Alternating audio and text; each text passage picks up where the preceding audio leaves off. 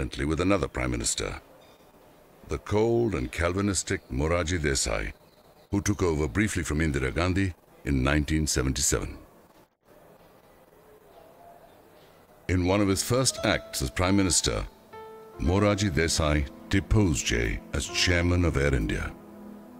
Jay had founded the company, had been its chairman since 1932, had made it into a world-class airline, and yet he had to learn that he had been sacked from the morning newspapers.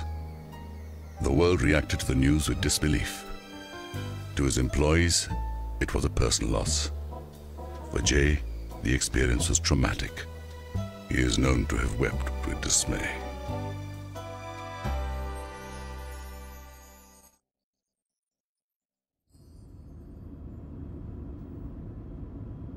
All through his life, Jay walked with kings, but he never lost the common touch. He had a way of reaching out to people. Even the street children near his office became his friends. He sent many of them to school, gave them clothes and toys.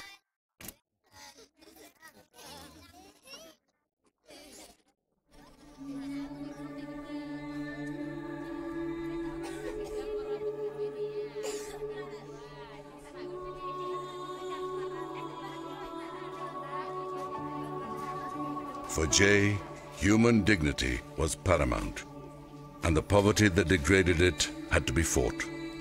He used the weapon of the companies he headed to fight the war against poverty. He took Jamsetji's welfare schemes beyond the factories into the villages in the vicinity.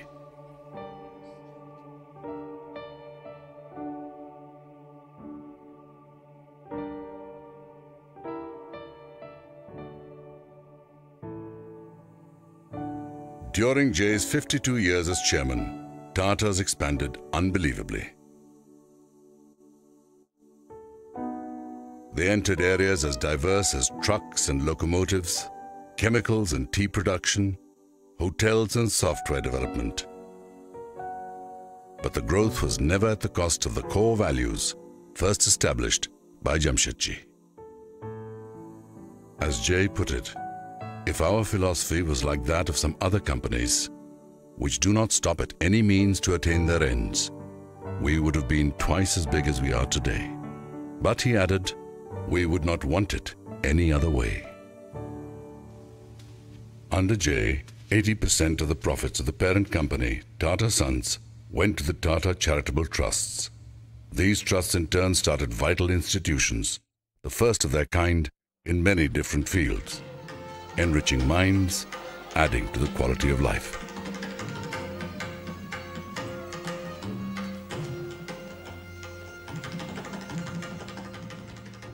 As Jay would say, what comes from the people must go back to the people many times over.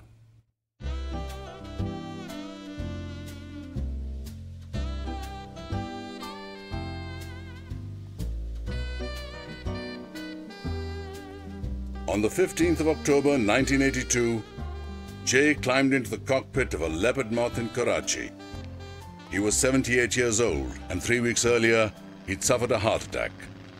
But it was Air India's 50th anniversary, and he was determined to reenact his historic maiden flight. A crowd of dignitaries waited for him here in Bombay. He flew in low, but he didn't land. He circled the field and touched down at 4 p.m. Jay was always punctual. If he'd landed any sooner, he would have been 5 minutes early.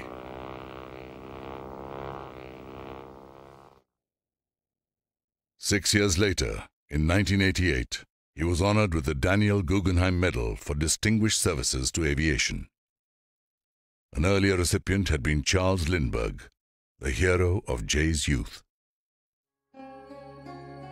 But public recognition alarmed him. In 1992, when he received the Bharat Ratna, India's highest civilian honor, his first reported reaction was, "Oh my God, why me?" In the last months of 1993, Jay developed pains in the chest. The doctors said he had angina. A fortnight later, he was admitted to the Geneva Canton Hospital. Like his idol and model, Jamsetji Tata, he was dying outside the country they had both faithfully served. They were buried far from India, but that was only fitting. In death, as in life, they belonged to the world. What remained of Jay was entombed in the Père Lachaise cemetery in Paris.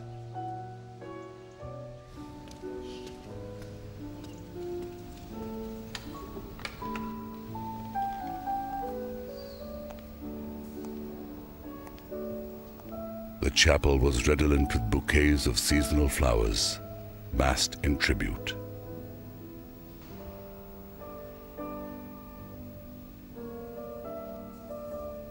India sent its ministers, and Europe its ambassadors, to honor the small coffin.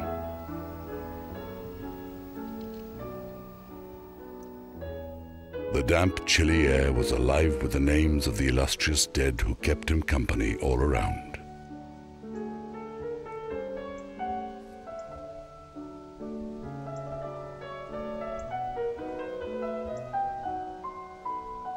Poets, painters, writers, also his beloved composer, Chopin.